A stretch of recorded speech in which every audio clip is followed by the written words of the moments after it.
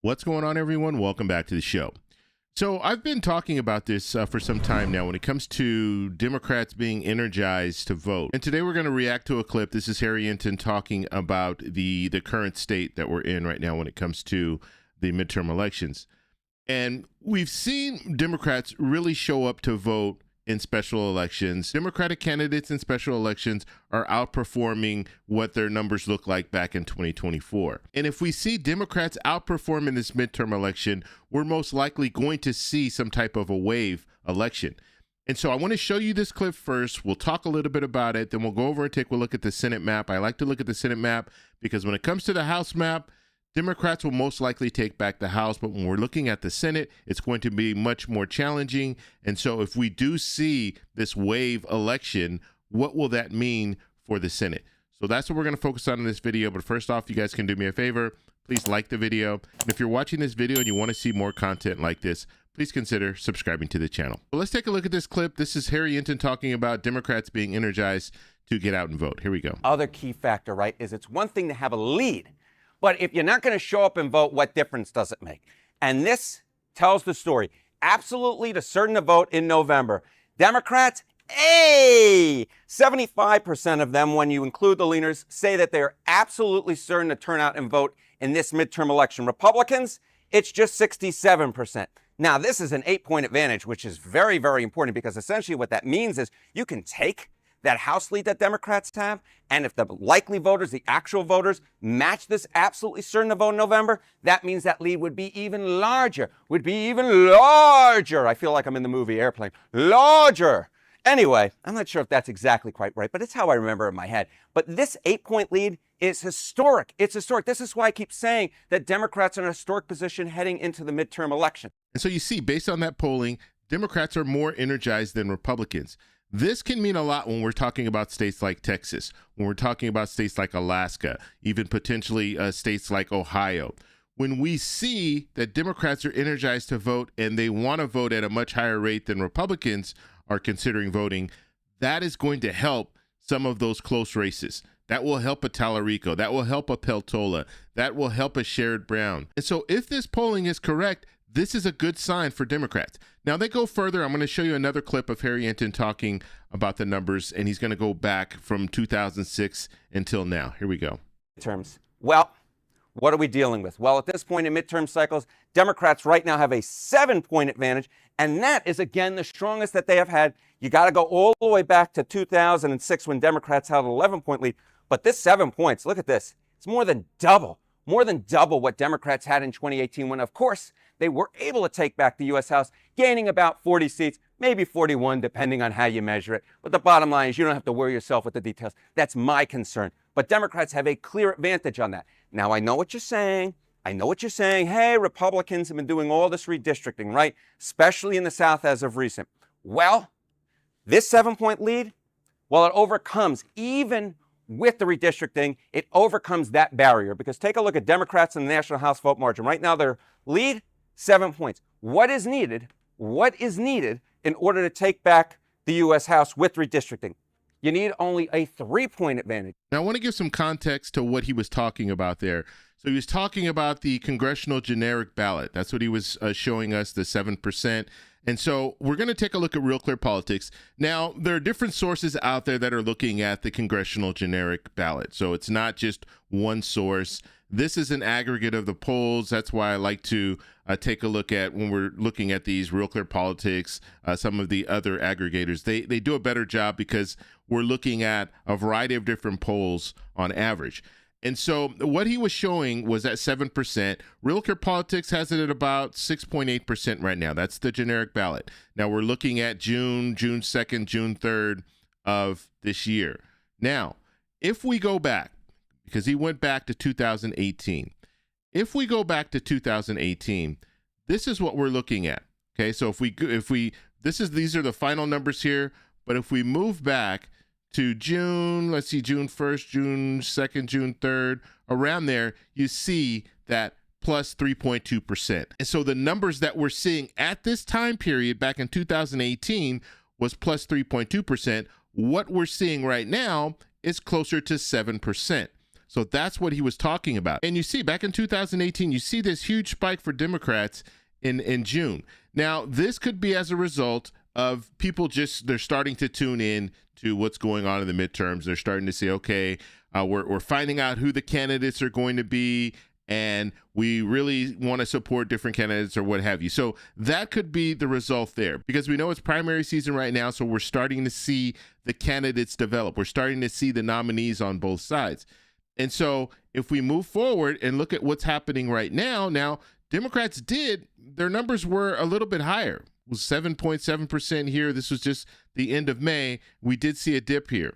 We saw this dip down to plus 7.7, and then it went down all the way to 6.8, where we are right now, about 6.8. And so that is what we're looking at. Now, Democrats, you see it's been going up and down, but when we're looking at, if we go back, you see that Democrats are separating from Republicans as far as the generic ballot. And when we're talking about a generic ballot, all the pollsters are asking is, do you see yourself voting for a Democrat or a Republican? And whatever you say, that's how they put this generic ballot together. Now let's look at the Senate map, and we're going to put all this together. So when we're looking at the Senate map, right now, I think we have 9 states that are in play. And we're going to go through each of these states. So these are what I would consider the battleground states right now. And in these battleground states, they can go either way. Democrats can win, Republicans can win. But I want to take a look at a pathway for Democrats.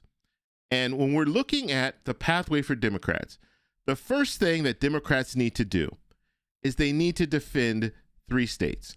And if Democrats are energized, there should be no problem for Democrats to defend these 3 states. And these 3 states are Georgia. They need to win in Georgia. They need to defend Michigan. They need to defend New Hampshire. If they can defend those 3 states, now they need to net 4 seats. Okay, so right now they would be at 47. They would need to net 4 seats to get them to 51. Remember, Democrats need to get to 51. Republicans only need 50 because they have the vice president that comes in and breaks the tie. And so because Democrats need to net 4 seats, that is why it's challenging, because now looking at our map, we have 6 states left. And so 6 seats, Democrats need to win 4 out of the 6. That's not an easy task. But if we're looking realistically, Democrats' best pickup is North Carolina. That moves them forward.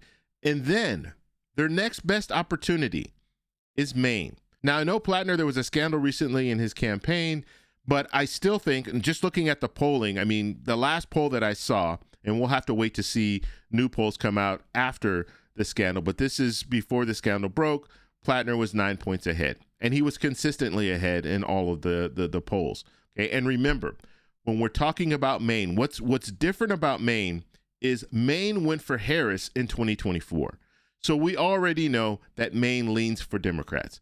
And so if Plattner is able to, get past this scandal, which, I mean, he very possibly can, because there's been some other scandals that Plattner's had, and he's been able to get past those. And so if Plattner's able to get past this, I still think that Maine is the second best flip for Democrats. So North Carolina, number 1, Maine 2, and then I think we should start looking at a state like Alaska. I think Alaska is a good pickup for Democrats. I think they have a real shot with Peltola.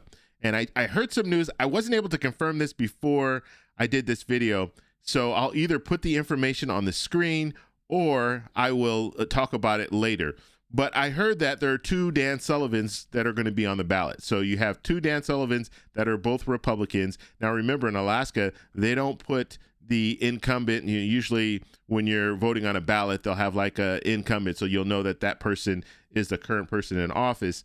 They don't do that in Alaska. So you would have on the ballot 2 Dan Sullivans, which would confuse some voters, and that could mean that Dan Sullivan, the incumbent, might not get the same amount of votes as a result of this. Dirty tactic? Could be. Now, and remember, too, they have ranked choice voting in Alaska. So Alaska, I think Peltola has a real shot. Looking at polling, it's showing that Peltola is ahead. Now, if we were to believe what the polling is showing us, we could say that Democrats have a real shot at winning in Alaska. So that's 3. So now we're looking at Democrats at 50, Republicans at 47. We still have 3 more states. Now, When it comes to Democrats, as I stated, they need to get to 51. So they're still going to need to win one of these states out of the last 3. If Democrats are energized, I think they have a real shot in Texas. If they're energized, I also think they have a shot in Ohio. We're talking about Iowa. I think it's going to be a little more difficult. I don't really know how that's going to play out. We just saw the primary, and so we know it's going to be Tarek versus Henson, but I want to see more polling coming out of Iowa before I have a real opinion on what's going on in Iowa. But I can tell you that Democrats are energized in Texas right now. You have some independents that are also energized to vote for Tallarico. And so that gives Tallarico a real shot at winning if you see Democrats out there voting. If we see what we've seen in the special elections where Democrats are outperforming Republicans.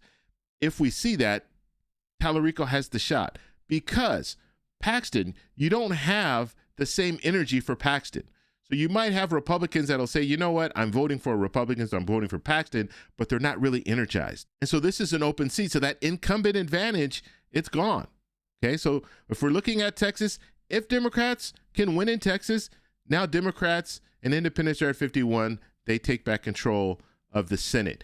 And moving a step further, in Ohio, this is a race that we're watching very closely as well. You have Sherrod Brown running against Husted. Husted has never won a Senate seat. Okay, he was appointed to that position. He is the incumbent, but he has never won. And so you have Sherrod Brown, who's won Senate seats in the past, and then you have Husted, who's never won a Senate seat. And so this is, I mean, right now it's close. Husted, in the latest poll, I believe Husted was ahead, but we have seen some polling showing that Sherrod Brown was ahead. And a lot of the polls are falling within that margin of error. And so there's no clear leader at this point. But once again, Democrats, independents, if they're energized and they get out and vote and they vote for Sherrod Brown has a real shot to win here. And so if we saw a map that looked like this, we could see Democrats at 52 and Republicans at 48 if they win Iowa. And so this is the pathway for Democrats. This is going to be very, very hard for Democrats to do. But I just wanted to show you, if we're looking at the current polling showing us that Democrats are energized, if we see Democrats energized and this is a wave election, this is what we could potentially see. And so now I want to pass it off to you. What do you think we're going to see? Do you think that the polling that's showing that Democrats are energized, do you think that's good polling? Or do you think that's just an outlier and Democrats really aren't energized to get out and vote? Let me know in the comments below. If you like this video, please give me a thumbs up. Please subscribe for more. And remember, stay informed, stay engaged, and I'll talk to you in the next one.